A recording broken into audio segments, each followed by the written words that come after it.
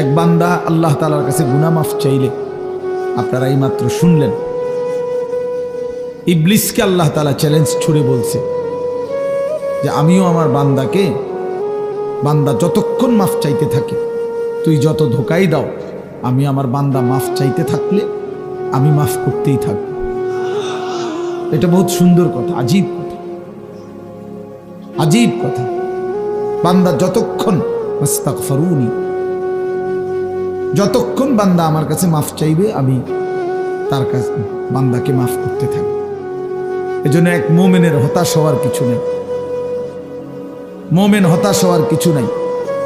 ওয়াল্লাযীনা ইযা ফাআলু ফাহিশাতান আও যালামু আনফুসাহুম যাকারুল্লাহ ফাস্তাগফিরু লিযুনুবিহিম ওয়া মান ইয়াগফিরুয যুনুবা ইল্লাল্লাহ ওয়া লাম ইউসিররু আলা মা ফাআলু ওয়া হুম ইয়ালামুন।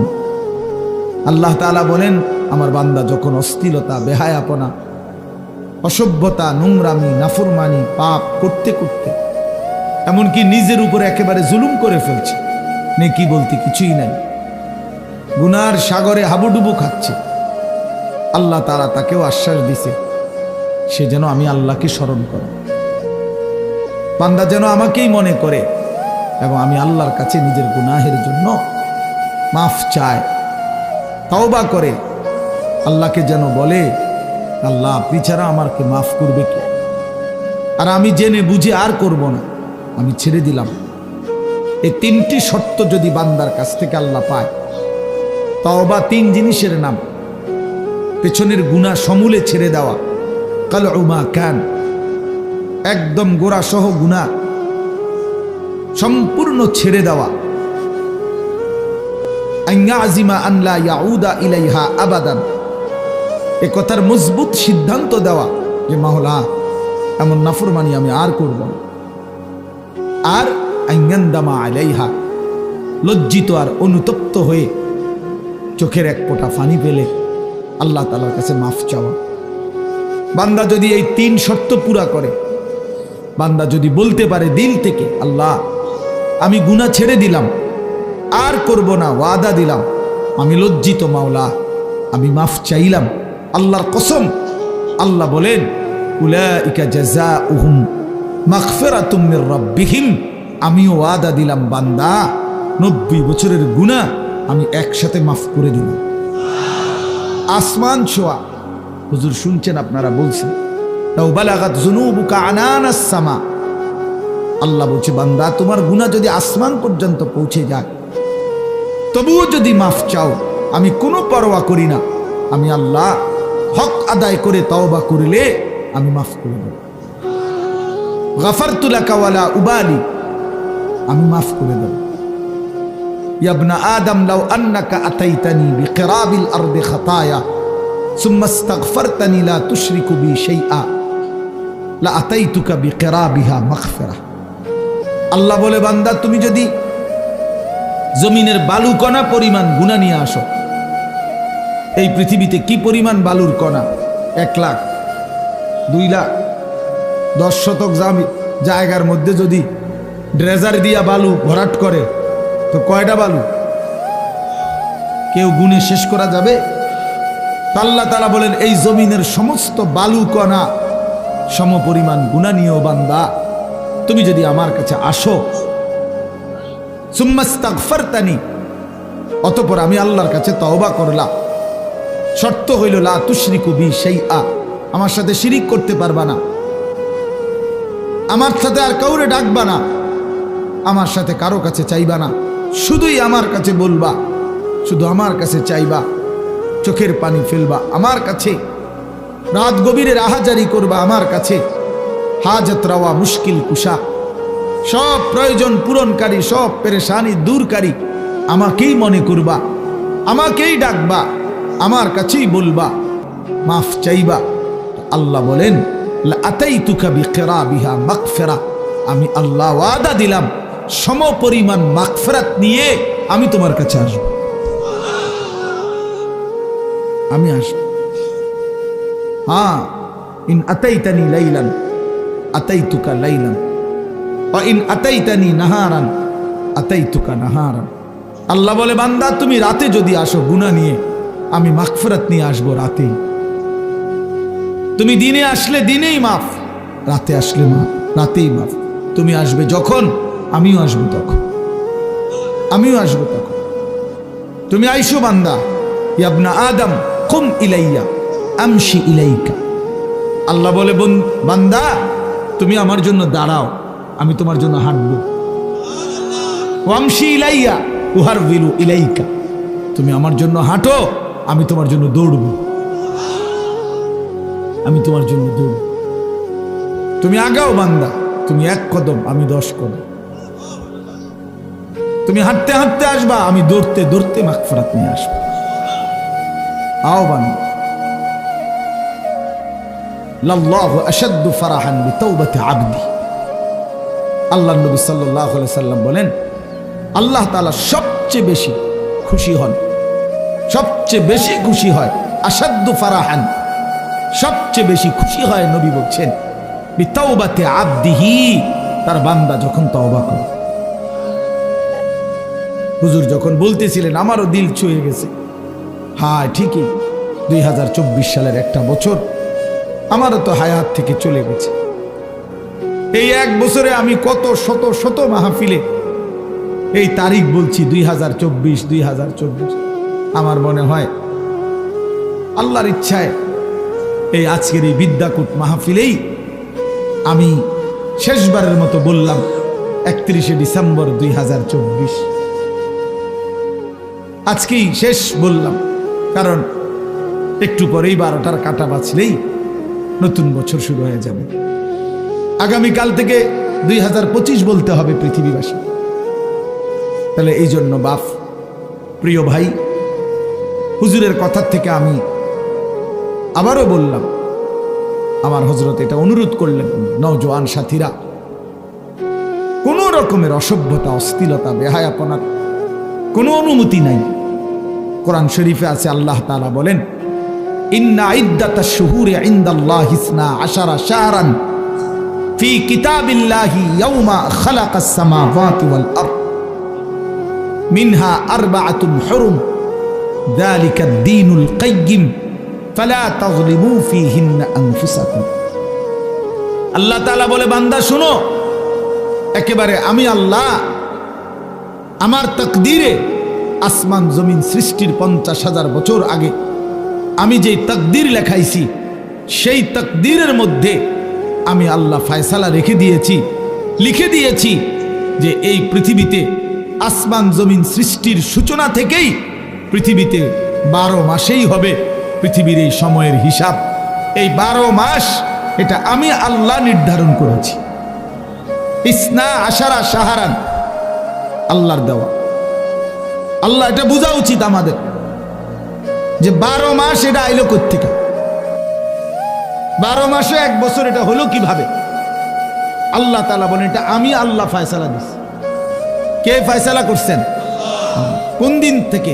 আসমান জমিন সৃষ্টির শুরু থেকেই চালু রাখছেন, আর সিদ্ধান্ত করে দিছেন তারও আগে তাকদীরের মধ্যে, তাকদীরের মধ্যে। এই জন্য 12 মাসে 1 বছর এটা জাতিসংঘের ফয়সালা না, এটা দুনিয়ার কারো ফয়সালা না, এটা আল্লাহ তাআলার ফয়সালা। আবার আল্লাহ নিজেই বলেন, যালিকাদ দীনুল কাইয়্যিম, এটা অকাট্য বিধান। এটা পৃথিবীতে ইসরাফিলের ফু পর্যন্ত কেউ নাড়াইতে পারবে না, কেউ না, 1 সেকেন্ড কেউ নাড়াইতে পারে না। ইউকাল্লিবুল্লাহুল লাইলা ওয়ান নাহার, আল্লাহ তাআলা বলেন, রাত্র দিন আমি আল্লাহ পরিবর্তন করে থাকি। তাহলে ঘন্টা বদলায় আল্লাহ, মিনিট বদলায় আল্লাহ, সেকেন্ড বদলায় আল্লাহ। ওয়াহুয়াল্লাযী জাআলাল লাইলা ওয়ান নাহারা খিলফাতান, আল্লাহ বলেন, আল্লাহই রাত এবং দিন বানান পর্যায়ক্রমে, একবার রাত একবার দিন, একবার রাত একবার দিন। আল্লাহ বলে, এটা আমি করে থাকি। আল্লাহ বলেন, এটা আমি করে থাকি বান্দা। আজকের এই 31শে ডিসেম্বরের রাতটাকে টেনে লম্বা করে আমি যদি কিয়ামত পর্যন্ত রাত বানিয়ে রাখি, কারো ক্ষমতা নাই আমি আল্লাহকে বাদ দিয়ে আগামীকালকের ভোর এনে দিবে, নতুন আলো আনে দিবে, এমন কোনো ক্ষমতা কারো নাই। আছে কি ভাইয়া? কুল আরাইতুম ইন জাআলাল্লাহু আলাইকুমুল লাইলা সারমাদান ইলা ইয়াউমিল কিয়ামাহ মান ইলাহুন গায়রুল্লাহ ইয়াতিকুম বিদিয়াইন। সরাসরি কোরআনের আয়াত। আল্লাহ বলে, বান্দা বলো না, আমি যদি আজকের রাতকে টেনে লম্বা করে সারমাদান ইলা ইয়াউমিল কিয়ামাহ, কিয়ামত দিবস পর্যন্ত দীর্ঘ করে রাখি, রাত বানিয়ে রাখি, মান ইলাহুন গায়রুল্লাহ, আমি আল্লাহকে বাদ দিয়ে কে আছে তোমার, ইয়াতিকুম বিদিয়াইন, যে আগামী কালকের আলো এনে দিবে, ভোর এনে দিবে, কে আছে কেউ? তাহলে আজকের রাত তো আগামী কালকে পরিবর্তন করবে মহান আল্লাহ। তো সেই আল্লাহর নাফরমানি করা, সেই আল্লাহর অবাধ্যতা করা, এটা কিভাবে একজন বিবেকবান, সুস্থ, স্বাভাবিক, কমপক্ষে শেষ এক ফোঁটা ইমানের রক্ত আছে যার শরীরে, এক পবিত্র মায়ের বুকের দুধ খাইছে যেই মুসলমানের বাচ্চা, সে কিভাবে আল্লাহর দেওয়া রাতে, আল্লাহর দেওয়া দিনে, আল্লাহর দেওয়া বছর, আল্লাহর দেওয়া মাস, আল্লাহর দেওয়া প্রতি সেকেন্ডে সে আল্লাহকে বৃদ্ধাঙ্গুলি দেখায়া আল্লাহর নাফরমানির মাধ্যমে কিভাবে উদযাপন করতে পারে? এটা তো কোনো বিবেকবান ইমানদারের কাজ হইতে পারে না, কোনোভাবেই না, কোনোভাবেই না। এই জন্য 31st নাইট হুজুর যেটা বললেন, এটা স্পষ্ট কথা বাপ, এটা আমাদেরও কথা। নওজোয়ান, তুমি প্রতারিত হইও না, মুসলমানের সন্তান তুমি ধোকা খাইও না। 31st নাইট এই বেঈমানরা শুরু করছে, এই কাফেররা শুরু করছে। আল্লাহর কসম, তাদের তুমি নেটে প্রয়োজনে সার্চ দিয়ে দেখো। এই 31st নাইটের মূল বক্তব্য হলো, খ্রিস্টানদের কাছে দুই মুখী একটা মূর্তি আছে, যে এই মূর্তির দুইটা মুখ, সামনে একটা মুখ, পিছনেরটাও একটা মুখ, এই দুই মুখী, দ্বিমুখী একটা মূর্তি। 31শে ডিসেম্বরের শেষ মিনিটে তারা ওই পিছনের মূর্তির মুখের পিছন দিকে দাঁড়াইয়া বলে, হে মহান দেবতা, বিগত 1 বছরের অপরাধ আমরা অনুতপ্ত মার্জনা করো। আর ঘুরে আইসা আবার পরের মিনিটে, নতুন বছরের প্রথম মিনিটে এই সামনের মুখের কাছে আইসা বলে, আগামী 1 বছর হে মহান দেবতা ভালোভাবে রাখো। এই আল্লাহর কসম, এইটা এই দুইমুখী একটি দেবতার কাছে প্রার্থনা করা, এইটাই হলো 31st নাইট। এইটা, এরপরে এইটার মধ্যে অসভ্যতার বাকি রং দিছে। এই গান, বাদ্য, নাচ গান, জিনা, ব্যভিচার, হোটেল, রেস্তোরাঁ, মদের বার, নারী পুরুষের অবাধ মেলামেশা, উলঙ্গপনা, অসভ্যপনা, এগুলো কোনো কুকুর বিড়াল করতে পারে, কোনো জানোয়ার করতে পারে, কোনো ইমানদারের সন্তান করতে পারে না, কোনো মুসলমানের বাচ্চা এটা করতে পারে না, কোনো ইমানদারের সন্তান এটা করতে পারে না। এ তো বেঈমানের আখলাক, এ তো দুশ্চরিত্র, লম্পট। জিনাখোর কখনো পবিত্র হয় না। হারাম সম্পর্ক, বিবাহ বহির্ভূত ছেলে মেয়ের অবৈধ যেই কোন রকমের সম্পর্ক, এটা তো জিনা, এটা তো ব্যভিচার, ব্যভিচার, ব্যভিচার, ব্যভিচার। এটা অতএব ব্যভিচারিত, ধিক্কৃত, ব্যভিচারিত, ধিক্কৃত কোন জিনাখার, কোন ব্যভিচারী, কোন লম্পট, কোন চরিত্রহীন, সে তো সভ্য, ভদ্র, শিক্ষিত, চরিত্রবান কোনো হতেই পারে না। এই জন্য 31st নাইট যারা উদ্বোধন করে, উদ্বোধনের নাম করে, উদযাপনের নাম করে নাচে, গায়, ফুর্তি করে, এরা অসভ্য, এরা অসভ্য, এরা অসভ্য, এরা চরিত্রহীন, এরা লম্পট, এরা লম্পট, এরা লম্পট ছাড়া কিচ্ছু না।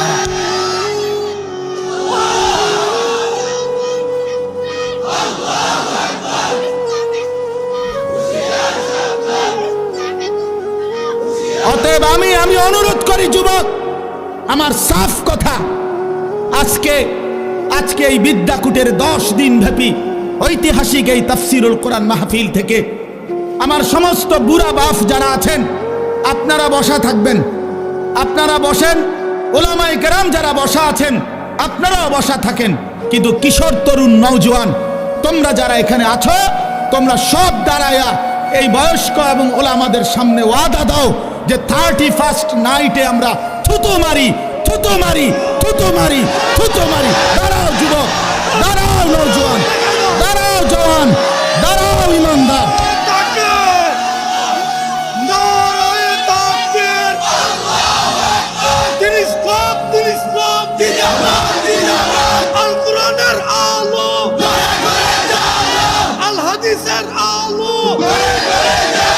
বলেন যে 31st নাইটে থুতু মারি, থুতু মারি, বলো থুতু মারি, থুতু মারি।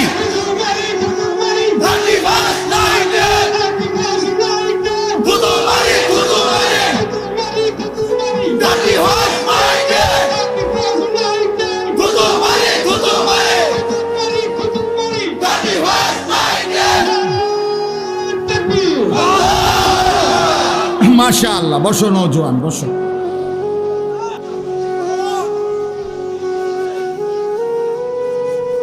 ইনশাআল্লাহ আগামীর নওজোয়ান তোমরা, আগামীর ইসলাম তোমাদের হাতে ইনশাআল্লাহ, আগামীর কালেমার পতাকা উড়বে তোমাদের হাতে ইনশাআল্লাহ। 2024 সালের বিদায় নিচ্ছে, 2 উইকেট পড়ছে 2024 সালে ইনশাআল্লাহ। আমার ব্যক্তিগত কথা হলো, অনেকে অনেকভাবে 2024 সালকে মূল্যায়ন করছে। আমার ব্যক্তিগত মূল্যায়ন হলো 2024 সাল উইকেট পড়ার বছর। এবছর প্রথম উইকেট পড়ছে 5ই আগস্টের জালেমের পলায়নের মাধ্যমে। এই বছর দ্বিতীয় উইকেট পড়ছে 8ই ডিসেম্বর সিরিয়ার আরেক জালেম বাশার আল আসাদের পতনের মাধ্যমে। অতএব 5ই আগস্টে 1 উইকেট পড়ছে, 8ই ডিসেম্বর আরেক উইকেট পড়ছে। এই জন্য এবছর বোলিং ভালো হয়েছে, কড়া বোলিং হয়েছে। 24 সাল উইকেট পড়ছে ভালো, ইনশাআল্লাহ আগামীতে আরো উইকেট পড়বে। আগামীর উইকেট ইসরায়েলের ওই কুত্তা প্রধানমন্ত্রী নেতানিয়াহুর উইকেট, ইনশাআল্লাহ ওই উইকেটটাও পড়ে যাবে ইনশাআল্লাহ। ফিলিস্তিনের বিজয় হবে ইনশাআল্লাহ, কালেমার বিজয় হবে ইনশাআল্লাহ। এত রক্ত, এত শাহাদাত, এত খুন, মুমিনের এত রক্তের বিনিময় মহান আল্লাহ দেবে। আল্লাহ আছে, এখনো আছে। যে মালিক 5ই আগস্টের জালেমকে পলায়ন করতে বাধ্য করেছে, 8ই ডিসেম্বরের জালেমকে পলায়ন করতে বাধ্য করেছে, সেই মালিক ইসরায়েলের কুত্তাকেও পলায়ন করতে দিবে ইনশাআল্লাহ। গুজরাটের কসাই ইমানদার মুসলমানকে ইন্ডিয়ার জমিনে গুজরাটে হত্যাকারী যেই জালেম, সেই নরেন্দ্র মোদীর উইকেটটাও পড়ে যাবে ইনশাআল্লাহ। ইনশাআল্লাহ মনে রাখো, অচিরেই যুবক মনে রাখো, বাংলাদেশের গলিতে গলিতে, রাস্তার মোড়ে মোড়ে, বাজারে মার্কেটে, জেলা উপজেলা, গ্রামে গঞ্জে মাদ্রাসা গড়ে উঠছে। মুসলমানের সন্তান দলে দলে আল্লাহর কোরআন পড়তেছে, হাফেজে কোরআন হইতেছে। সমাজের দিন মজুর একেবারে খেতে খামারে কাজ করে, তারাও তাদের সন্তানকে হাফেজ বানাচ্ছে। সমাজের একেবারে উচ্চ পদস্থ ব্যক্তি যারা, তারাও তাদের সন্তানকে কোরআনের হাফেজ বানাচ্ছে। এটাই প্রমাণ করে আগামীর পৃথিবী ইসলামের পৃথিবী ইনশাআল্লাহ, আগামীর পৃথিবী কোরআনের পৃথিবী ইনশাআল্লাহ। অতএব 130 কোটি ভারতীয় বেঈমান আমাদেরকে চোখ রাঙ্গাইলে আমরা এক বিন্দুও ভয় পাই না। 130 কোটি ইন্ডিয়ার বেঈমানকে আমরা গণাত ধরি না, গণায় ধরি না। আমগরে আলু দিবে না, আটা দিবে না, পেঁয়াজ দিবে না। আলু, পাটা, আটা, পেঁয়াজ তার আব্বার। মোদি তোর আব্বার এগুলো বলে।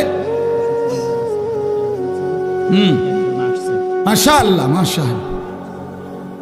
অতএব এটা কারো বাপের না, তাদের আলু, আটা, পেঁয়াজ এগুলো মোদির বাপের বলে, ভারতের আব্বার এগুলো। তোদেরকে বেটা 130 কোটি বেঈমানকে যিনি প্রতিদিন চাল, ডাল, আলু, পেঁয়াজ, ভাত, মাছ খাওয়ায়, তিনি তো আমার আল্লাহ বেটা।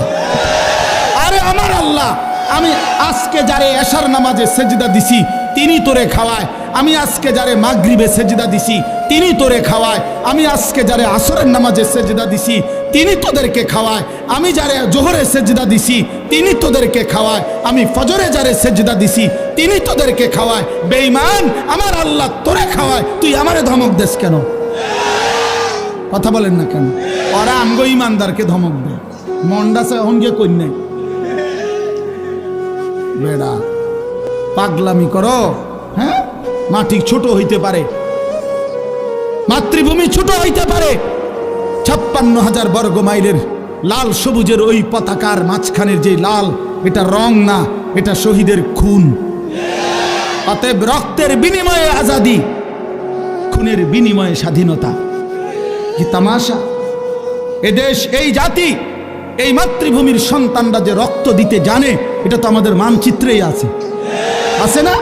আমাদের এই লাল সবুজের পতাকার লাল, এটা তো শহীদের খুন। অতএব কোনো পরোয়া করার কিছু নেই। ইনশাআল্লাহ যুবক মনে রাখো, আরে আনিস কোনোদিন হয়তো থাকবে না, মাওলানা মিজান থাকবে না, ওলামায়ে কেরাম আমরা হয়তো থাকবো না, কিন্তু আগামীর পৃথিবী দেখবে ইনশাআল্লাহ দিল্লির লাল কেল্লাতে কালেমার পতাকা উড়বে ইনশাআল্লাহ। ইনশাআল্লাহ মনে রাখো, ইনশাআল্লাহ কোনো অসুবিধা নেই। আমরা শহীদ হইলে কোনো সমস্যা নাই।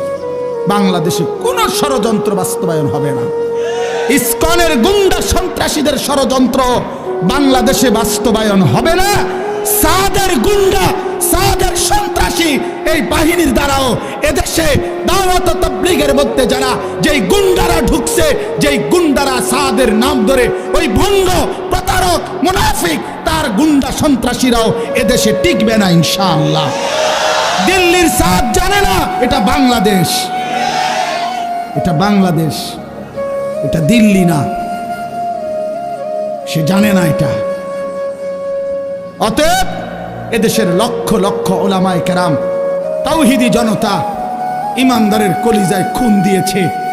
টঙ্গীর বিশ্ব ইজতেমার পবিত্র জমিনকে রক্তে ভাসাইছে যারা, ওরা গুন্ডা, ওরা সন্ত্রাসী, সাদ ভণ্ড।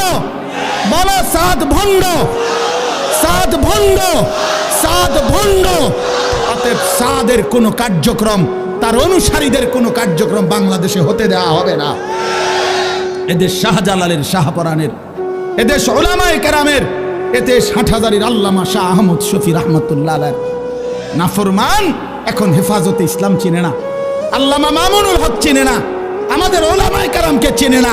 মামুনুল হক তার বাপ মামুনুল হককে চিনে না, হেফাজতে ইসলামকে চিনে না। আরে বেটা বেঈমান, এখনো 2013 সালের 5ই মের রক্তের গ্রান শাপলা চত্বরে গিয়া নাক লাগাও, রক্তের গ্রান পাইবা।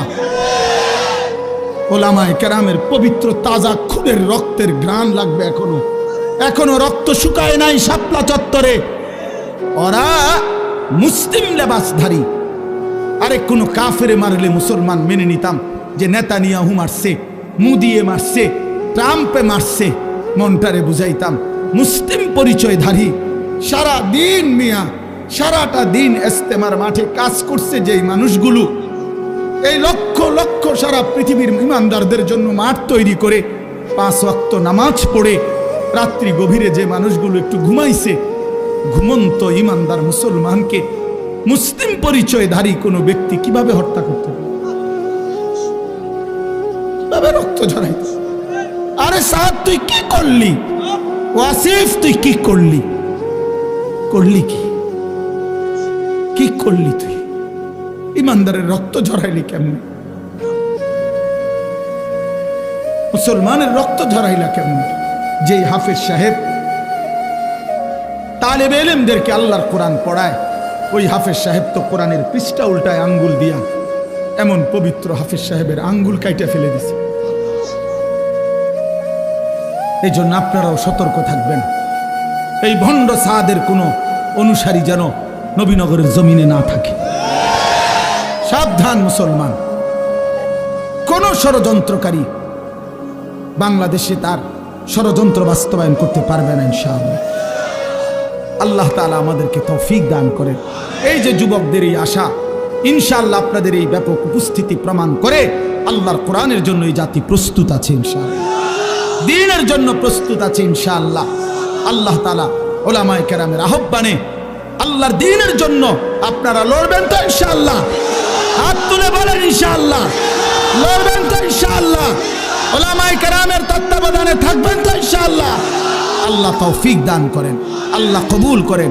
দাওয়াতের কাজ উলামায়ে কেরামের তত্ত্বাবধানে চলবে, তাবলীগের কাজ, তালিমের কাজ, তাজকিয়ার কাজ, জিহাদের কাজ, ইসলামের কাজ, দ্বীনের কাজ উলামায়ে কেরামকে বাদ দিয়ে করা যাবে না। করলে হুসট খাবেন, করলে পিছলা খাবেন, করলে ক্ষতিগ্রস্ত হবেন, করলে দুশ্মনের খপ্পরে পড়ে আখিরাত বরবাদ করবেন। যেন অনুরোধ করলাম আল্লাহ তাআলা আমাদেরকে সচ্চা ঈমান দান করেন, আমাদেরকে ঈমানের মজবুতি দান করেন। ভাই বললেন মাশাআল্লাহ, আমার হুজুর বলছেন এতক্ষণ তওবার কথা, ফিরে আসার কথা। তো এক যুবক, এক ভাই যোগাযোগ করছে, সে তার জিন্দেগি পাল্টাইতে চায়। আমি তো হুজুর আলহামদুলিল্লাহ প্রতিনিয়ত অসংখ্য যুবকের চিঠি আমার কাছে আসে, চিঠি দেয়, কাগজে লিখে, মোবাইলে মেসেজ পাঠায়, আমার ঘনিষ্ঠ সাথীদের কাছে জানায়। আলহামদুলিল্লাহ প্রতিদিন বিশ্বাস করেন বাংলাদেশের যুবক ছেলেরা আল্লাহর দিকে ফিরতেছে, গুনাহ ছেড়ে দিচ্ছে ইনশাআল্লাহ। গুনায় মজা নাই, নারীর ছবি দেখতে দেখতে আর সুখ নাই, উলঙ্গ দৃশ্য দেখতে দেখতে আর সুখ নাই। অসংখ্য যুবকের চেহারা, সুরত, শরীর, যৌবন, শারীরিক ক্ষমতা, যৌবনের ক্ষমতা সব নষ্ট করে ফেলছে, সব চরিত্রহীন হইয়া বরবাদ করে দিছে। আজ ধুধু অন্ধকার ছাড়া, মরিচিকা ছাড়া আর কিছুই দেখে না। এজন্য যুবক ছেলে তোমাদেরকে বলি, ভাই নষ্ট হইও না, নষ্ট হইও না। 7 জন যুবক হিম্মত করে দাঁড়াইছিল, আসহাবে কাহাফের 7 জন যুবক। আল্লাহ তাআলা তাদের ঈমান, পুরা দেশ কাফের, আর এই 7টা যুবক প্রথম ঈমানদার হয়ে দাঁড়াইছিল। আল্লাহ বলছে তোমরা ঘুম যাও, তোমাদের ঈমানে আমি আল্লাহ খুশি হলাম, তোমাদের পক্ষ হয়ে পুরা জাতির সংশোধনের কাজ আমি আল্লাহ করে দিচ্ছি। তোমরা ঘুম যাও, ঘুমো। 309 বছর পরে আল্লাহ এই 7 যুবককে ঘুম থেকে উঠাইয়া আল্লাহ বলছে এবার এলাকায় গিয়া হাঁটো, ঘুরো, যাও, দেখে আসো, দেখবা বাদশাও ইমানদার, জনগণও ইমানদার। কি ঘটনা! আসহাবে কাহাফ 7 যুবক। হুজুর আমি এইবার প্রতি বছর আমি সন্দ্বীপ যাই মাহফিলে, চট্টগ্রাম সন্দ্বীপ উপজেলায়। এই সন্দ্বীপে বঙ্গোপসাগর পার হইয়া যাইতে হয় স্পিড বোটে, অনেক মানে ভয়ের এই জায়গাটা পার হওয়া অনেক দূর।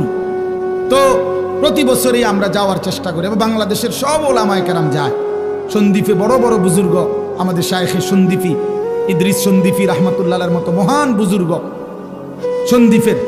তো এই বছর গত বছর 2023 সালের অক্টোবর নভেম্বর মাসে এই একটা কারগুজারি শুনেন। অক্টোবর নভেম্বর মাসে 4টা কলেজের ছেলে, ওরা আপনার প্রতিদিন ফজরের নামাজ জামাতে পড়ে, তো পইরা সাগরের পারে হাঁটে। একদিন তারা গত বছর নিজেদের মধ্যে বলতেছে যে আচ্ছা আমরা যে প্রতিদিন ফজর পড়ি, হাঁটি, তো আমরা একটা কাজ করি, চলো না হাইটা আমরা এই সকাল টাইমটা আমাদের বন্ধুদেরকে ফজরের নামাজের জন্য উঠাই, ফজর ক্যাম্পেইন, ফজরের জন্য গণসংযোগ করি, চলো। এই কথা নিয়ত করে 4 বন্ধু কি করবে, কার কাছে যাবে, একটা খসড়া পরিকল্পনার জন্য একটা কাগজ খুঁজছি। আর এই যে লিখি আমরা লোক, কখনই কাগজ নাই তাদের, এই মুহূর্তের লগে সাথে কাগজ ছিল না। তো এই ছেলেটা বলতেছে, কয় হুজুর সিগারেটের একটা প্যাকেট সাগরের পার থেকে খুঁজে নিছি, নিয়ে সিগারেটের প্যাকেটের ওই ভিতরের অংশটা সাদা না, এইটা বইয়ে লিখছি, লেখা ঠিক করে আমরা কোথায় কোথায় যাব, কেমনি কেমনি করব, এই শুরু করলাম কাজ, ফজর ক্যাম্পেইন, মানে ফজরের জন্য গণসংযোগ করা। এরপরে আলহামদুলিল্লাহ দেখেন এই বছর 19শে নভেম্বর আমি এরকম, এটার মতো হবে, আরো বড় হবে প্যান্ডেল, ওই সন্দ্বীপের সবচেয়ে বড় মাদ্রাসা, যিনি পুরা সন্দ্বীপ উপজেলা ইত্তেহাদুল উলামার সভাপতি, মুরব্বী হুজুরের মাদ্রাসার মাহফিল। ওরা আমারে বলছে আগে যে হুজুর রাত্রে যেখানে মাহফিল হবে সেখানে ফজরের পরে ওই প্যান্ডেলে আমাদের মাহফিল, মানে ওদের আলাদা। আমি ঠিক আছে, আমি যেহেতু রাতে থাকবো, তোমগো ফজরের পরে অসুবিধা নাই, আমি আসি। সকালবেলা ফজরের নামাজের পরে এরা আসতে শুরু করছে। পোলাফাই মনে আধা ঘন্টার ভিতরে পুরাটা মাঠ পূর্ণ হয়ে গেছে, সব কিশোর তরুণ যুবক। আল্লাহর কসম, দাঁড়াইয়া ওরা, এই ছেলে বলতেছে, হুজুর আমাদের এই 1 বছরের মেহনতে আমরা এই 4-5 জন যুবক শুরু করছিলাম ফজরের জন্য ডাকা। আল্লাহর দয়া 1 বছরে 4,500 ছেলে লিস্টি করা আমাদের প্রতিদিন ফজরের নামাজ জামাত। কি করতে পারে যুবক? যুবক চাইলেই সমাজের প্রত্যেকের হাতে হাতে মদের বোতলও তুলে দিতে পারে। যুবক চাইলে প্রত্যেকের হাতে হাতে নামাজের মুসল্লাও তুলে দিতে পারে। যুবককে আল্লাহ শক্তি দিছেন, আল্লাহ তো শক্তি দিছেনই কাজ নেওয়ার জন্য, না তো শক্তি কেন দিলেন? আল্লাহ তাআলা যৌবন কালকে বলছেন কুওয়াত, শক্তি। আল্লাহুল্লাযী খালাকাকুম মিন দুফিন, আল্লাহ বলছে তোমাদেরকে আমি সৃষ্টি করেছি দুফ, দুর্বল অবস্থায়, তার মানে শিশুকাল। সুম্মা জাআলা মিন বাদি দুফিন কুওয়াতান, অতঃপর সেই দুর্বলতার পরে আমি তোমাদেরকে দিলাম শক্তি, মানে যৌবন। সুম্মা জাআলা মিন বাদি কুওয়াতিন দুফান ওয়া শাইবা, পুনরায় আবার সেই শক্তির থেকে আবার ফিরিয়ে দিলাম দুর্বলতা এবং বার্ধক্য। তাহলে বোঝা গেল শিশুকালও দুর্বল, বৃদ্ধকালও দুর্বল, তাহলে শক্তি কখন? আল্লাহ কোরআনে বলছে। এই জন্য অনেক নওজোয়ান, আমি তোমাদের জন্য দিল থেকে দোয়া করি বন্ধু, রাত এই গভীরে আমরা প্রত্যেকেই এই 10 দিন ব্যাপী ঐতিহাসিক এই তাফসীরুল কোরআন মাহফিলে তোমরা নিজেকে পরিবর্তনের সিদ্ধান্ত নাও। ঠকবা না ইনশাআল্লাহ। আল্লাহকে সেজদা দিয়ে কেউ ঠকে না, প্রিয় নবী সাল্লাল্লাহু আলাইহি সাল্লামকে অনুসরণ করে কেউ ঠকে না। আল্লাহ তাকে দামি বানায় দুনিয়াতেও আখিরাতেও। আখিরাতেও কোনো পাপী, কোনো চরিত্রহীন, কোনো লম্পট, কোনো দুশ্চরিত্র বন্ধু সে মানুষের কাছে ঘৃণিত হয়, ঘৃণিত হয়। তোমরা যারা 5 ওয়াক্ত নামাজ পড়ো না, তোমরা লজ্জিত ঘৃণিতই হবা ভাইয়া। আল্লাহ তাআলা আমাদের সন্তানদেরকে বুঝার তৌফিক দান করেন। আমি শুধু আয়াত পড়ছি, অল্প একটু বলি, তাইলেই আমার কথা শেষ। এই কোরআনুল কারীমের এই সূরার তরজমাটুকু বলি। 30 নম্বর পারা একটা ছোট্ট সূরা আমি পড়ছিলাম, 94 নম্বর সূরা। এটা আমার বলার উদ্দেশ্য আছে, এই পড়ার উদ্দেশ্যটা হইল এটার মধ্যে আমাদের প্রিয় নবী সাল্লাল্লাহু আলাইহি সাল্লামকে সরাসরি আল্লাহ তাআলা সম্বোধন করে নবীজি সাল্লাল্লাহু আলাইহি সাল্লামকে কিছু কথা বলেছেন এবং নবীজির মর্যাদা, সান্ত্বনা, ইজ্জত, আজমত আল্লাহ তাআলা তুলে ধরেছেন। এখানের মূল বিষয়টা হইল প্রিয় নবী সাল্লাল্লাহু আলাইহি সাল্লাম 40 বছর বয়সে তিনি যখন ইসলাম প্রচারের দায়িত্ব পেলেন, আল্লাহ বললেন মানুষকে আল্লাহর দিকে ফিরাবার, তখন একটা মিনিট শুধু চিন্তা করেন যে নবীজি সাল্লাল্লাহু আলাইহি সাল্লাম একটা মিনিট ভাবেন, শুধু 40 বছর বয়সে আল্লাহ পাক যখন ওনাকে দায়িত্ব দিলেন তখন তিনি কোন সমাজে দাঁড়াইলেন। 1 নম্বর কথা হলো আল্লাহ তাআলা তাকে যেই জিম্মাদারি দিলেন, এই দায়িত্ব পালনের জন্য এই মুহূর্তে তার সাথে একজন সহযোগিতাকারী কেউ নেই। প্রথম দিন কল্পনা করেন যে কেউ নাই, উনি একাই। আচ্ছা, 2 নাম্বার, সমাজের ডান দিক থেকে বাম দিকে, উত্তর দিক থেকে পূর্ব, দক্ষিণ দিকে, পূর্ব থেকে পশ্চিম দিকে, অর্থাৎ এই সমাজের নবীর সমাজটা একটা জায়গায় তাকাইলে কোথাও কোনো আলো নাই,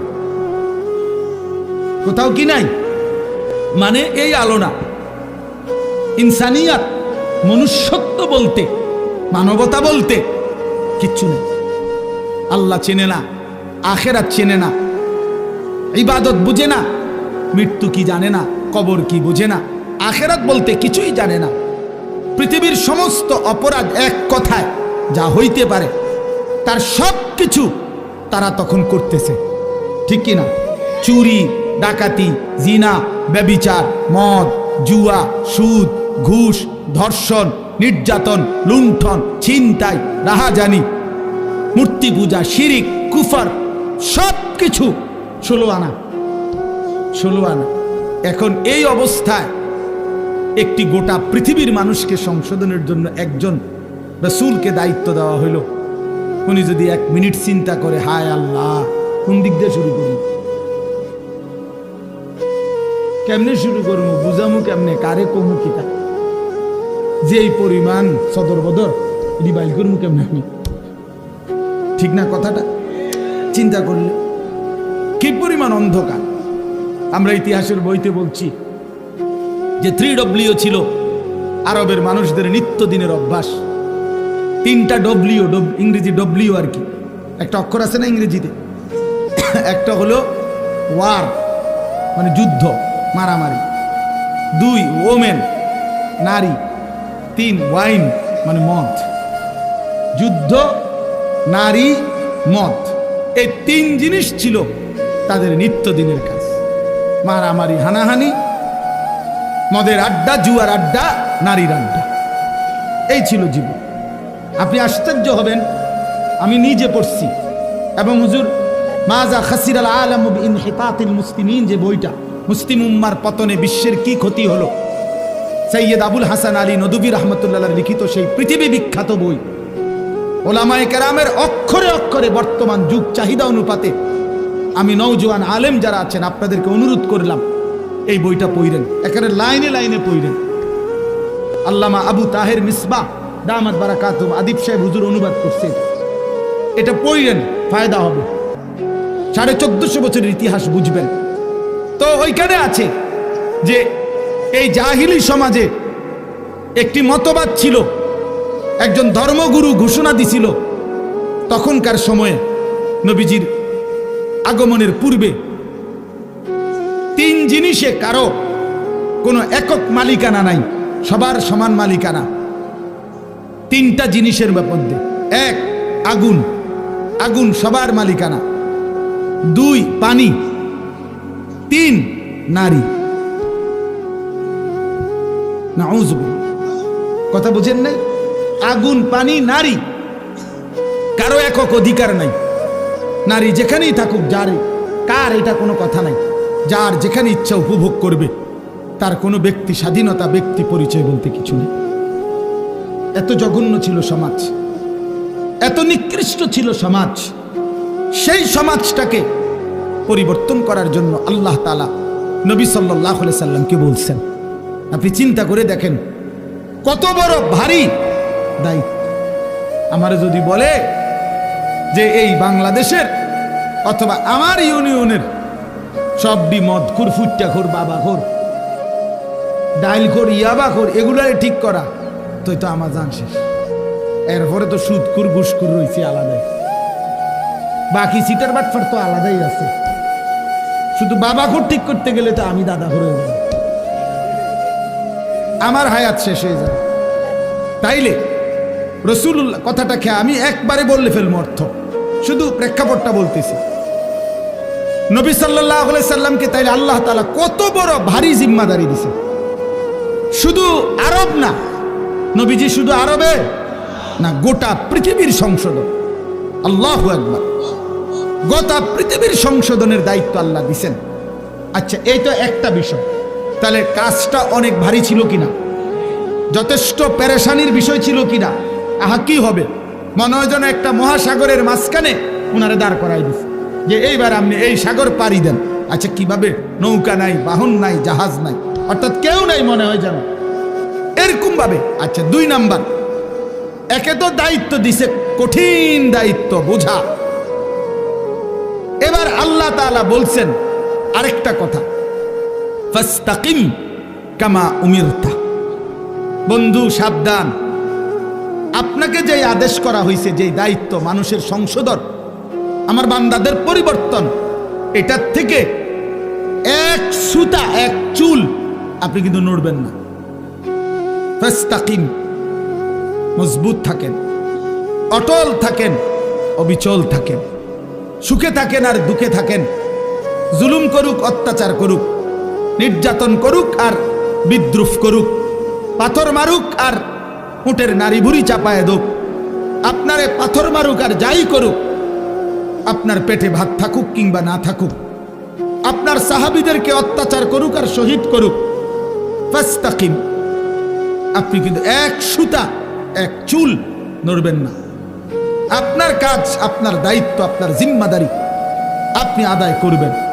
তাহলে এবার দুইটা বিষয়, এক, দায়িত্বটা অনেক ভারী, আবার বলছে বাদ দন যাইতো না, ছাড়ন যাইতো না। বিষয়টা কেমন কঠিন হয়ে গেল, কঠিন হয়ে গেল কিনা?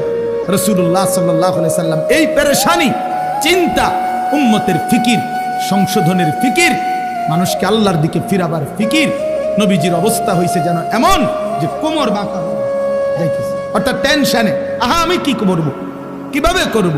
তো আল্লাহ তাআলা বলেন, বন্ধু এই সব কিছুর মোকাবেলায় আপনি শুধু এবার শুনেন, যার আল্লাহ আছে তার তো সবই আছে, তার সবই তো আছে। তো আমি সব ব্যবস্থা করতেছি, আপনারা দায়িত্ব দিয়া, আমি তো আজার না, আমি আপনার জন্য সিস্টেম করতেছি, সবটা আমি সিস্টেম করে দেব। আপনি শুধু মজবুত থাকেন, আপনি শুধু কাজে নামেন, বাকিটা আমি দেখব। তো রাসূলুল্লাহ সাল্লাল্লাহু আলাইহি সাল্লাম সিদ্ধান্ত নিলেন কাজে নামবেন, আল্লাহর দ্বীন প্রচার করবেন মজবুতির সাথে। তো আল্লাহ তাআলা বলেন, এবার আমার কুদরতি ব্যবস্থাপনা আপনার জন্য শুনেন। এক, আলাম নাশরাহ লাকা সাদরাক, আমি আল্লাহ প্রথম আপনার দিল, আপনার কলিজার ভিতরে ইলম, হিকমত, আখলাক, হিম্মত, ইস্তেকামত, শুজাআত, বীরত্ব, যা দরকার আল্লাহর দ্বীন পৃথিবীর শেষ প্রান্ত পর্যন্ত পৌঁছাবার জন্য, তার সবটা আমি আল্লাহই আপনার সিনাতে দিয়ে দিলাম।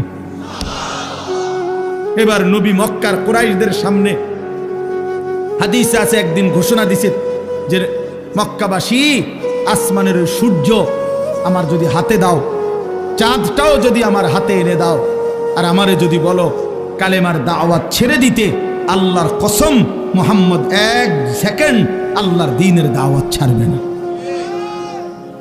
এই কলিজার মধ্যে আল্লাহ এমন ঈমান দিয়েছে, ওয়াল্লাহি লা ওয়াদাতুমুশ শামসা ফি ইয়ামিনি ওয়াল কামারা ফি ইয়াসারি ওয়া আমারতুম আন আতরুকা হাযিহি দাওয়া লান আতরুকাহা হাত্তা উনাফিজাহা আও আমুতা ইলাল্লাহ। হয় জমিনে কালেমা বাস্তবায়ন হবে, নয় আমি শহীদ হয়ে আল্লাহর কাছে ফিরে যাব, কিন্তু মাঝখানে কোনো কম্প্রোমাইজ নেই, মাঝখানে কোনো কিছু নেই, এইরকম মজবুত।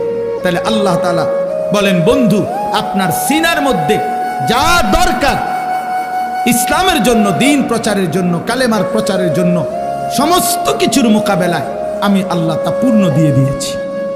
দুই, ওয়াদানা আনকা বিজরাক আল্লাযী আনকাযা যাহরাক, যেই টেনশন, যেই চিন্তা, যেই পেরেশানি, যেই অস্থিরতা আপনার বোঝার মতো আপনার কাঁধে চাপছিল, আমি আল্লাহ নিজে আপনার সেই বোঝা, যা আপনার পিঠ নুয়ে দিছিল, কোমর মনে হয় বাঁকা করে দিছিল টেনশনে, অস্থিরতায়, আমি নিজ হাতে তা দূর করে দিয়েছি, আমি নিজ হাতে দূর করে দিয়েছি। আপনি শুরু করছেন, আমি আল্লাহ একজন একজন করে আপনার পক্ষে ইমানদার আনতে থাকছি। প্রতিটা সাহাবী যারা আপনার হাতে কালেমা পড়ছে, এ তো আমি আসমানের ফয়সালা। উলাইকাল্লাযীনা ইমতাহানাল্লাহু কুলুবাহুম লিত্তাকওয়া, আমি পরীক্ষা করে করে সাহাবী পাঠাইছি, অতএব আপনার বোঝা আমি আল্লাহই হালকা করে দিয়েছি। এরপরে আল্লাহ বলেন, আরো অনেক ব্যাখ্যা আছে, আমি শুধু সংক্ষেপে বললাম। এরপরে আল্লাহ বলেন, 3 নাম্বার ব্যবস্থাপনা হইল, আপনারে ওরা বিদ্রুপ করে, এই মানুষগুলো আপনারে কখনো বলে পাগল, কখনো বলে কবি শায়ের, কখনো বলে আপনি আবলাহ, নির্বোধ, আপনাকে জাদুকর বলে, বিভিন্ন কিছু জুলুম অত্যাচার করে, আপনারে বিদ্রুপ করে, আপনাকে লজ্জিত লাঞ্ছিত করে। আল্লাহ বলে, বন্ধু ঘাবড়াবেন না, ওয়ারাফা'না লাকা যিকরাক, গোটা মাখলুকাতের উপরে আমি আল্লাহ আমার পরে আপনার মর্যাদা সবকিছুর ঊর্ধ্বে তুলে দিয়েছি। বাদাজ খুদা বুজুর্গ তুই কিসসায়ে মুখতাসার, আমি আল্লাহর পরে আপনার মর্যাদা সমস্ত সৃষ্টির উপরে। যেন আল্লাহ মেরাজে নিয়া আরশে আজিমের উপরে দাঁড় করাইয়া আল্লাহ যেন নবীকে বলছে, বন্ধু নিচের দিকে তাকায় দেখেন, আমার গোটা সৃষ্টি আপনার কদমের নিচে, আপনি গোটা মাখলুকাতের ঊর্ধ্বে, আমি আল্লাহর পরে, অতএব এটাই আপনার মর্যাদা। এরপরে আল্লাহ যেন বললেন, বন্ধু ওই আজানে দেখেন আমার নামের সাথে আপনার নামও বলতেছে, ওই একামতে শুনেন আমার নামের সাথে আপনার নামও বলতেছে। ওই নামাজে শুনেন, ওই দেখেন আমার বান্দা বসে বসে আত্তাহিয়াতু পড়ছে, একটু পরে খেয়াল করবেন আল্লাহুম্মা সাল্লি আলা মুহাম্মদ, আপনার নামও নিতেছে। ও কবরের দিকে তাকায় দেখেন, মুনকার নাকির প্রশ্ন করতেছে আমার বান্দাকে, আমার নামও নিছে, আপনার কথাও জিজ্ঞাসা। দেখেন দেখেন দেখেন, আপনার কথাও জিজ্ঞাসা করছে। হাসরের ময়দানেও শুনবেন আপনার নাম, জান্নাতেও শুনবেন আপনার নাম। ইদা যুকিরতু যুকিরতা মাই, আমি আলোচিত হলে আপনিও আলোচিত হবেন। আমি আছি তো আপনি বন্ধু আছেন। আমার ইজ্জত সম্মান থাকবে তো আপনার সম্মানও থাকবে। মোহাম্মদ হামেদে হামদে খুদা বাস, খুদা মদহে আফরি মুস্তাফা বাস। আল্লাহর প্রশংসায় মোহাম্মদই যথেষ্ট, মোহাম্মদ সাল্লাল্লাহু আলাইহি সাল্লামের প্রশংসায় আল্লাহই যথেষ্ট। এরপরে আল্লাহ বলেন ফা ইন্না মাআল উসরি ইউসরা, ইন্না মাআল উসরি ইউসরা। আল্লাহ বলে বন্ধু ঘাবড়াবেন না। আমি জানি দ্বীনের এই কাজ করতে গিয়ে, আল্লাহর দিকে মানুষকে ডাকতে গিয়ে, আমার কালেমার দাওয়াত দিতে গিয়ে প্রতি মুহূর্তে আপনি কষ্ট পাবেন, যন্ত্রণা। কষ্টের পরে আমি আল্লাহ আপনার জন্য ইউসর, শান্তি রাখছি, স্বস্তি রাখছি, নিরাপত্তা রাখছি। ঘাবড়াবেন না। দেখবেন বন্ধু 10 বছরে 20 বছরে মুসলমান হইছে যে কয়জন, দেখবেন মক্কা বিজয়ের দিন দেখবেন একদিনে মুসলমান হয়ে গেছে 20 বছরের চাইতে বেশি। তার মানে আপনি অল্প সময় মেহনত চালায়া যান, একটা সময় দেখবেন আপনার পরাআইতান নাসা ফি দীনিল্লাহি আফওয়াজা, দলে দলে কাতারে কাতারে লোকেরা আল্লাহর দ্বীনের দিকে, ঈমানের দিকে, ইসলামের দিকে আসতেছে। সর্বশেষ কথা হলো আল্লাহ তাআলা বলেন ফাইদা ফারাগতা ফানসাব ওয়া ইলা রাব্বিকা ফারগাব। আমি আগেই বলছি, অনেক ব্যাখ্যা আছে, কিন্তু মূল বক্তব্য হলো এইটা। এই কথার দ্বারা শেষ। আল্লাহ বলছে বন্ধু, আল্লাহ আদর করতে বলছে, যেটা আমার হুজুরও বলতে চাইছিলেন। সারাদিন আপনি মানুষকে কালেমার দাওয়াত দিছেন, তাবলীগ করেছেন, ইমামত করেছেন, সাহাবায়ে কেরামকে তালিম দিয়েছেন, জিহাদের কাজ করেছেন, সারাদিন ব্যস্ত ছিলেন মানুষকে নিয়ে। আপনার পক্ষেও কেউ ছিল, আপনার বিরুদ্ধেও বহুজনের ষড়যন্ত্র ছিল। সারাদিনের এই পেরেশানি অস্থিরতা শেষ করে আপনি যখন রাত্রিবেলা অবসর হবেন, তো রাত গভীরে আমার কাছে আইসেন, আমার কাছে আইসেন বন্ধু। একাকী তাহাজ্জুদের সেজদায়, তাহাজ্জুদের মুসল্লায় আইসেন। আমি আপনার আদর করে হাত বুলায়া সারাদিনের ক্লান্তি মুছে দেব। ইদা ফারাগতা ফানসাব ওয়া ইলা রাব্বিকা ফারগাব। রাত গভীরে আইসেন আমার কাছে, আমি আদর করে দেব, আমি ধুয়ে মুছে আপনার ক্লান্তি দূর করে দেব, আমি আপনারে সোহাগ করব। আমি বন্ধু আপনার ইজ্জত, মর্যাদা, সম্মান, সান্ত্বনা আপনাকে দিতেই থাকব। ওয়ালাকাদ না'লামু আন্নাকা ইয়াযীকু সাদরুকা বিমা ইয়াকুলুন ফাসাব্বিহ বিহামদি রাব্বিকা ওয়া কুম মিনাস সাজিদিন। আল্লাহ বলে বন্ধু জানি আমি লোকেদের মন্দ কথা শুনে আপনার মনটার মধ্যে কষ্ট লাগে, তবে যখনই আপনার মনে কষ্ট লাগে আপনি আমার তাসবিহ পড়েন, আমারে সেজদা দিয়েন, আমি আল্লাহ আপনার দিল শান্ত করে দেব। এজন্য রাত গভীরে আবারও ওই কথা আমার হুজুর বলছেন আপনাদের কাছে, শেষ রাত্রের আমল, শেষ রাত্রের কান্না, শেষ রাত্রের রোনাজারি বান্দাকে যেন আল্লাহ তাআলা একান্তই নিজের করে নেয়। নিজের আল্লাহ যেন বলে বান্দা তুমি একদমই একা, আমি আল্লাহ তোমার সামনে। বলো বান্দা তোমার যা কিছু মনের যত কষ্ট, দুঃখ, বেদনা, যা চাওয়া রাতের অন্ধকারে আমাকে বলো, আমি সব দেব, সব দেব, সব দেব। এই জন্য নবীকে আল্লাহ বলছে বন্ধু সারাদিনের মেহনত থেকে যখন অবসর হবেন ফানসাব, এবার আপনি আলাদা রাত্রিবেলা পরিশ্রম করবেন ইবাদত, দোয়া, জিকির, তেলাওয়াত, তাহাজ্জুদ, কান্নাকাটির জন্য আমার দিকে ফিরবেন। আমি আল্লাহ আপনার সমস্ত ক্লান্তি, পেরেশানি, দুঃখ দূর করে দেব। এজন্য শেষ একটা কথা বলি, তায়েফের ময়দান থেকে নবীজি সাল্লাল্লাহু আলাইহি সাল্লাম যখন রক্তাক্ত হয়ে ফিরে আসছিলেন, তখন যেই রাত্রিবেলা যেই আঙ্গুর খেজুরের বাগানে নবী আশ্রয় নিছিলেন, তো সেদিন রাত্রে রক্ত মাখা শরীর নিয়ে আল্লাহর নবী রাত গভীরে একটা লম্বা দোয়া করছিলেন। হাদিসে এই দোয়াটা আছে, লম্বা দোয়া। নবীজি সারাটা শরীর রক্তাক্ত, পায়ের জুতার সাথে লেগে গেছে জমাট রক্ত। এই অবস্থায় রাত্রি অন্ধকারে নবী গভীর রজনীতে আল্লাহ তাআলার কাছে লম্বা দোয়া করছিলেন চোখের পানি ফেলে। ওইখানে একটা কথা নবীজি সাল্লাল্লাহু আলাইহি সাল্লাম বলছিলেন যে আল্লাহ, আপনি আমারে ইলা মান তাকিলনি, এই মাওলা আপনি আমারে কার কাছে পাঠাইলেন? কার কাছে পাঠাইলেন?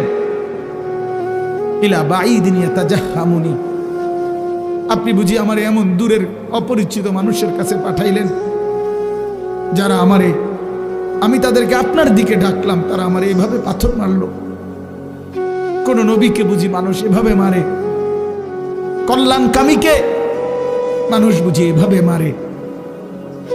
আম ইলা আদুবিন মাল্লাকতাহু আমরি, নাকি আপনি আমার এমন কোন দুশমনের কাছে পাঠাইলেন যার উপরে আমার কোনো ক্ষমতাই ছিল না? আপনি আমারে কার কাছে পাঠাইলেন? কিন্তু এই মনের আবেগ এগুলো বইলা এই একটা কথা হুজুর বলছে নবীজি, এটাই আমাদের শেষ কথা আমার। নবীজি তখন বলছি, আল্লাহ যা বলছি তা তো মনের কষ্টে বলছি, কিন্তু শেষ কথা হলো মাওলা ইন্নাম তাকুন আলাইয়া গাদাবুন ফালা উবালি, শুধু রাত গভীরে বলেন আপনি যদি আমার উপরে নারাজ না হন, আপনি যদি আমার উপরে রাগ না করেন, আপনি যদি খুশি থাকেন, ফালা উবালি, আমি কোনো পরোয়া করি না, আমি কোনো পরোয়া করি না। এই পাথরের আঘাত সয়ে গেলাম, শুধু আপনি বলেন আপনি আমার উপরে রাজি কিনা।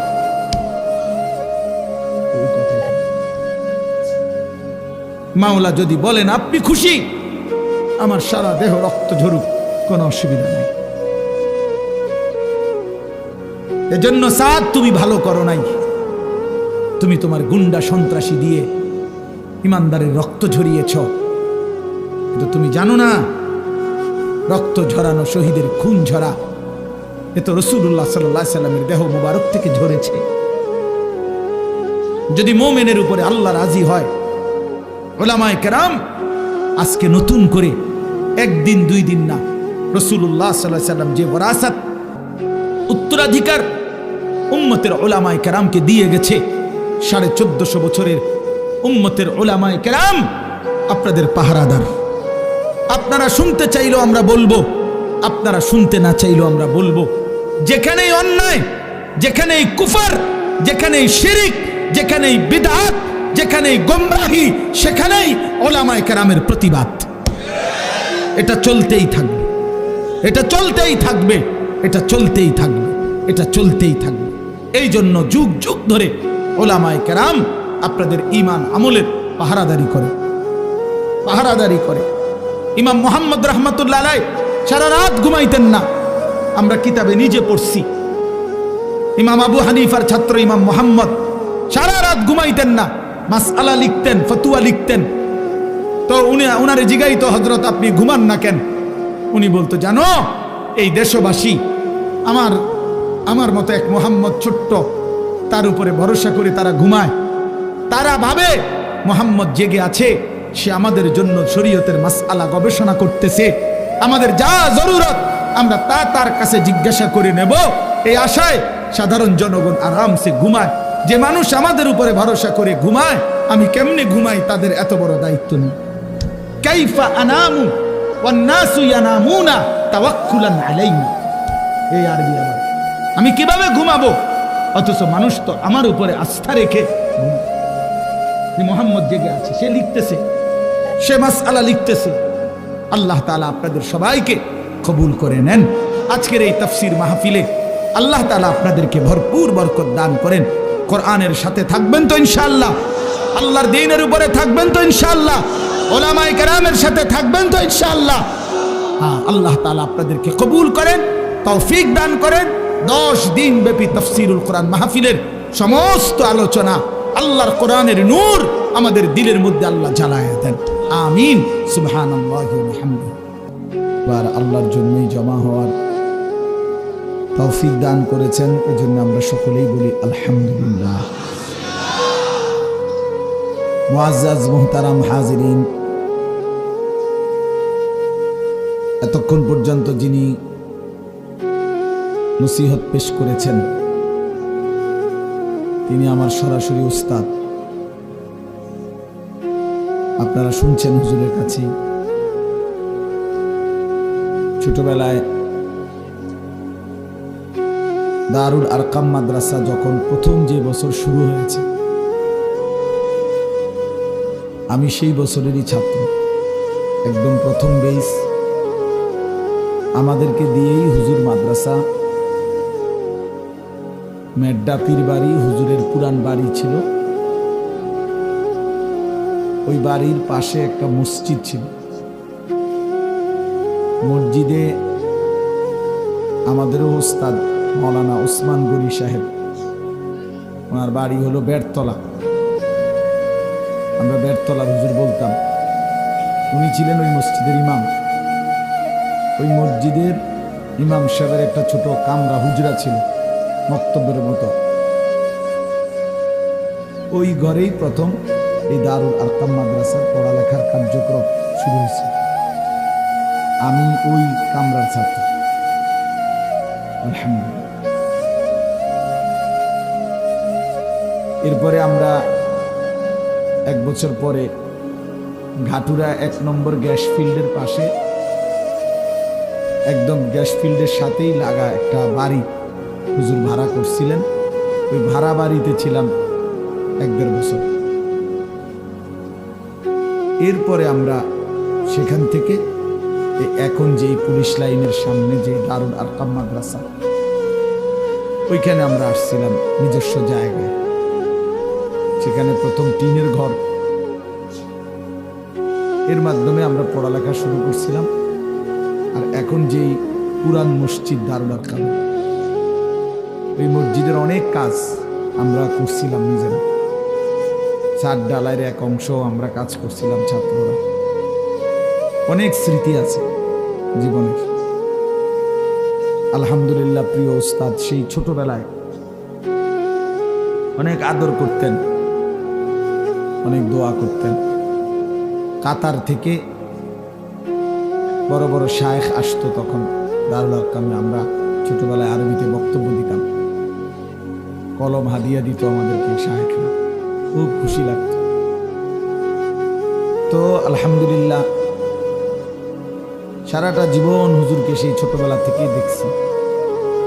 মানুষের ফিকিরে, দেশ জাতির কল্যাণে, অন্যায়ের বিরুদ্ধে, বাতিলের বিরুদ্ধে।